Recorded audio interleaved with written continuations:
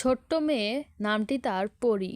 সে হঠাৎই একটি বাগানের ভিতরে এসে অনেক কান্না করছে আর বলছে, আজকে তো আমার জন্মদিন, কিন্তু আমার তো একটিও জন্মদিনের টুপি নেই, তাই আমার খুব মন খারাপ।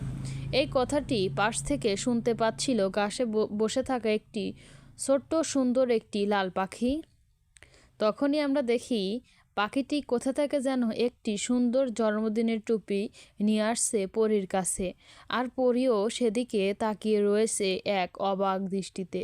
কিছুক্ষণের মধ্যেই পাখিটি তার কাছে চলে আসলো আর বলল, তুমি মন খারাপ করো না, তোমার কি চাই আমি শুনেছি। তোমার তো একটি জন্মদিনের টুপি চাই, তোমার জন্য আমি টুপিটি নিয়ে এসেছি, তুমি নাও।